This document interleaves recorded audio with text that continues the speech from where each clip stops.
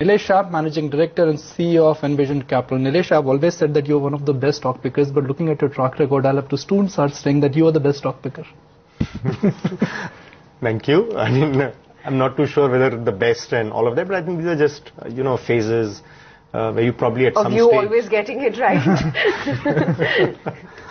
But anyway, I think this is the beauty, I think, about that kind of a strategy is that you try and find these absolute return ideas in all kinds of markets. You have a bull market, you have bear market.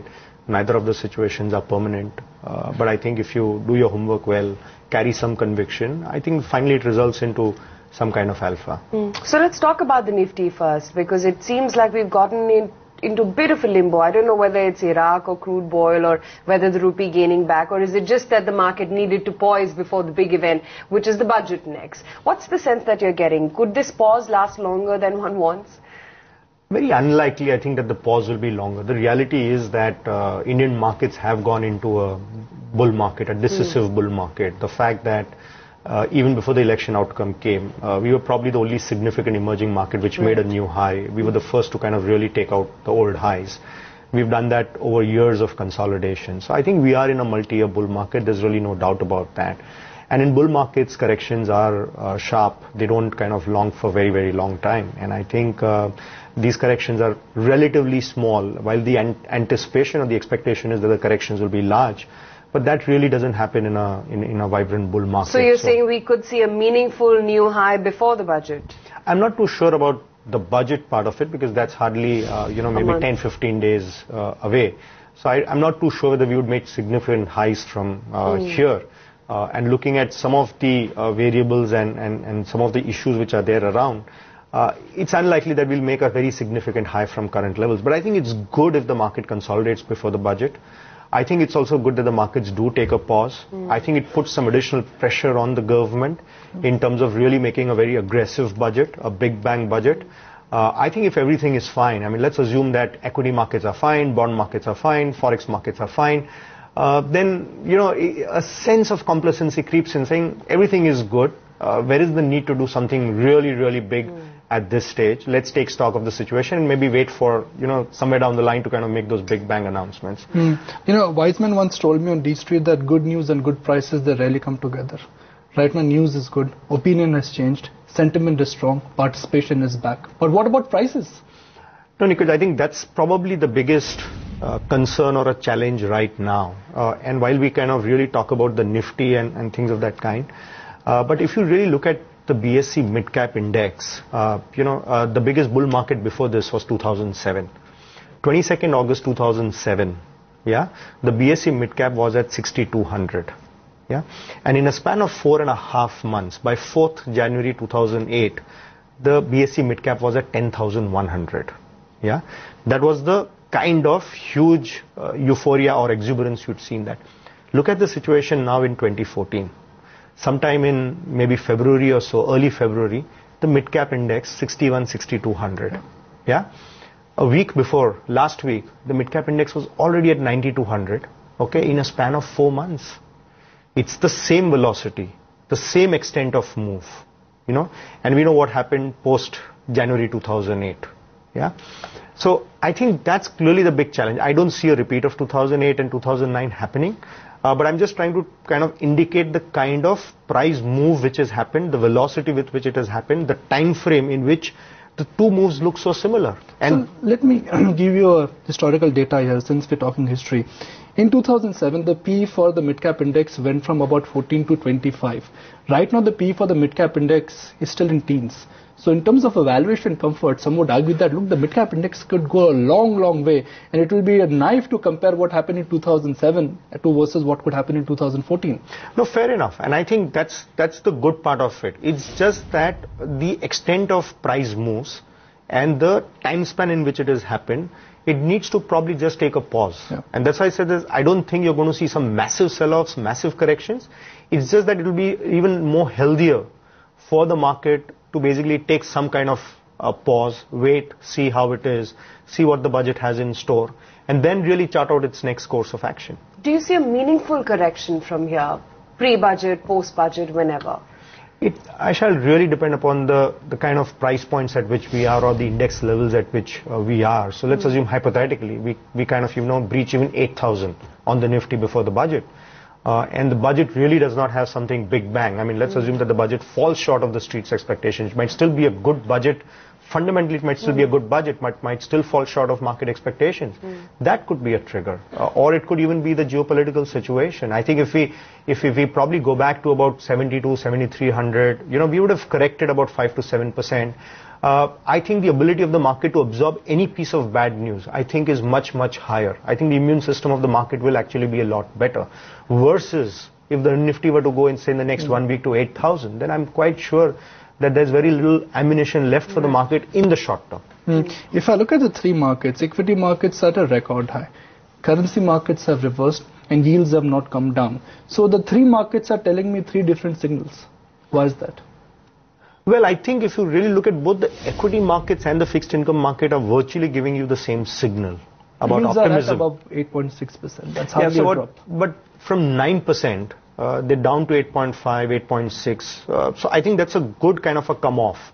Okay. Especially where we really yet do not know how the fiscal deficit is going to pan out. What's the government's borrowing program going to be? What's the government spending program going to be? How do they manage things like the food security, fuel subsidy, fertilizer subsidy? These are all things which still are X factors as of now. Maybe you'll have more clarity in the next 15, 20 days. But I still think that at 8.5, 8.6%, I think the bond yields are kind of giving you some kind of a sanguine kind of a scenario. Equity markets have been roaring. And of course, the currency markets have been relatively stable. Yes, of course, the dollar has climbed back a little. But I'd still say that, from those highs of 67, 68 that we made last year versus that levels of 60, 61, I still think are a good situation. Nilesh, in the portfolios which you run and the money you manage, you're long IT, you're overweight IT. That call has worked for you. But will that call work further if the economy recovers? Because the typical market tendency is that you always tend to move toward economy-related sectors and themes when the economic revival is on the cards. Yeah, I guess there's a case for both the options, that you really kind of invest into dollar-oriented businesses on one hand, and you basically invest into sectors which will benefit out of the economy, provided valuations are attractive and you clearly see visible growth on both sides. I think so far it was hard to really see growth in some of the core sectors of the economy. That's obviously changed, and therefore that calls for some kind of a portfolio allocation. But I still believe that that's still going to take some while.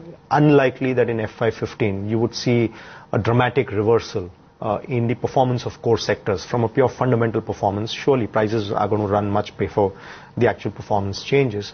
On the other hand, on the technology side, you still see growth happening out there with valuations still reasonable, and where a consolidation has happened, price-wise consolidation has happened over the last 3 to 6 months in the IT space.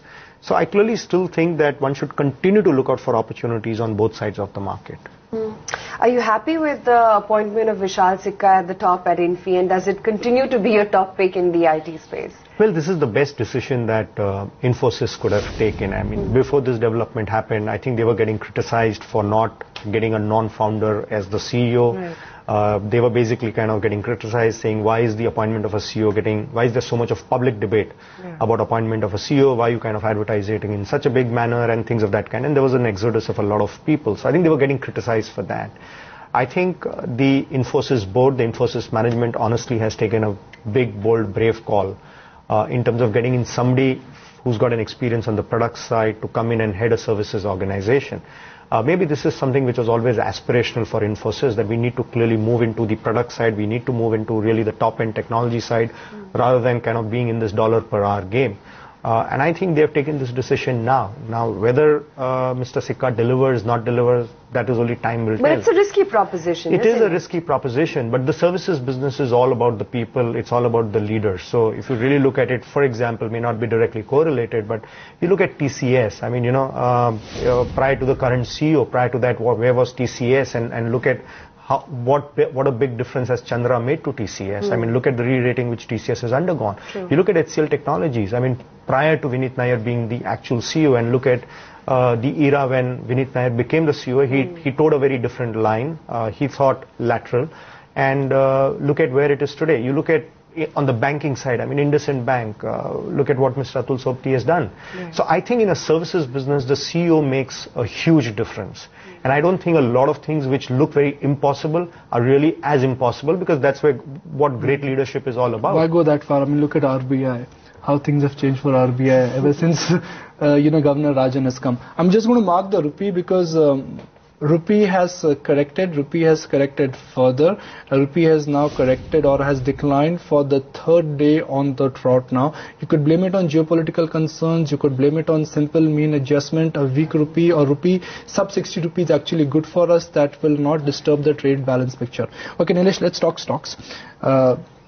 Your big acquisition last time you told me was in Engineers India. You bought that stock closer to 200. It's gone from 200 to about 300. Are you still happy to own it? I think so, Nikunj. I think the case for a long-term hold on Engineers India rests. I still think that it's probably one of the best plays in the entire engineering kind of pack.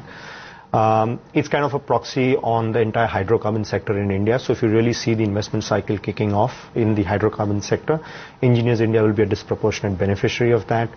They've also been able to have 2 large order wins from outside of India. So that clearly reflects the competencies and capabilities of Engineers India. And I think apart from hydrocarbons, they obviously have competencies in areas like fertilizers, non-ferrous metals, and in a small way on the nuclear power and on the solar side as well. And to some extent even in terms of the river pollution management, because they're doing some small project on Yamuna as well. So I clearly believe that if you really look at all the big bang opportunities over the next 3 to 5 years, directly, indirectly, Engineers India has kind of a foothold in each one of those areas. I think in terms of valuations, mean reversion has happened. So if you look at Engineers India over the last 10 years, the low P multiples are somewhere around 12 times, the peak are 38, the median P multiple is 18 times. It's currently probably trading around that 18 times earnings, despite a drop in earnings for the last financial year. So I think over the next 3 to 4 years, if Engineers India is able to grow at 18-20% also, and if you see actually the current P multiples hold or even P multiples expand, to what we've seen in the past, then I think there's a tremendous upside yet for Engineers India. The core business is refining. And the problem for the refining sector is that oil PSUs don't have money. The balance sheet strength is not strong. So is it a good time to buy into Engineers India when the core business is under threat? Well, see, I think there is no choice but for the OMCs and the refiners to continue to invest. I mean, if we have a situation where the economy will grow at 6-7%, energy consumption is also going to grow at that pace, and we will have to keep investing in refinery. So I think on one hand, you will see a lot of greenfield expansions, brownfield expansion by some of the refineries. For example, HPCL is kind of putting up a refinery in Rajasthan in Badmer. So when projects like that take off, it's quite possible that companies like Engineers India get that mandate, get that contract. So one is that. Two is that some of those compliance with those Bharat Stage 4, Bharat Stage 5 norms have to happen in terms of the Euro compliance, in terms of the pollution levels. So I think huge amounts of investments are required to be made. Now that's mandatory, that's not optional. Whether you make money, don't make money, you've got to make those investments. And when those investments are made, then Engineers India, again, if it gets those contracts, I think will be a huge kind of a beneficiary. Plus, of course, the business outside India. And then, of course, some of the new areas, like what I was mentioning, the nuclear side or the river waste management and solar and all. Those are, of course, very small but emerging areas. So I clearly think that there's a very large frontier of growth opportunities for Engineers India. It's not about how profitable the refining business is, but it's more about what kind of investments need to be made in some of these various sectors. So I think Engineers India over a period of time will become a very broad-based infrastructure engineering play. I want to talk about Reliance Industries. They've got their AGM tomorrow. A, are you picking up any hints that we could see some big ticket announcement coming in? And B, do you think that this is going to be one stock which has been sort of a market performer till now, but is going to see big outperformance coming in from here? I think the probability and the potential for an outperformance over the next 2-3 years could be very high. The reality is that, so far in the last, 25-30 years, we've really not seen a very big bull market in India without Reliance actually participating. Right. Well, this time it could be different, but the reality is that in the next 3 years, they have a few upsides. One is, of course, if those gas prices go from $4 to $8, that's a material upside. Second is, of course, if the retail business starts acquiring a critical mass and there is corporate action like that company going public or a demerger where shareholders get the stock also of Reliance Retail. The third, of course, is the 4G business, the Reliance, the telecom business. So I think there are multiple triggers, multiple catalysts. The stock has been an underperformer. And I think if you're going to see a gush of foreign institutional money coming into India, unlikely that that liquidity will not flow also into the Reliance kind of stock. So my sense is that yes, over the next 2-3 years, there's a good chance that Reliance gets back into an outperformance. But you don't have your money in Reliance? No, absolutely, because that's a mega cap stock, whereas our portfolio strategy is more about the tier 2, the mid-sized companies which have, a relatively higher growth potential. Why do you not like banks? I still believe that the private sector banks are expensive. And public sector banks, we still really don't like the asset quality. I mean, I think we have taken a view that if you have banks where more than 10% of the assets as a system are either bad or non-performing or require restructuring or have been restructured, I don't think that really reflects, risk management. I think banking is all about risk management. And I think when you have a situation where more than 10% of your assets are kind of bad or non-performing or restructured, I think it kind of reflects the shallowness of the risk management. And we don't think enough has yet been done to kind of get that risk management in place. Now, if the Nayak committee report or the Nayak panel report is accepted and risk management is restored, better management practices are there, then obviously, yes, it will warrant a relook at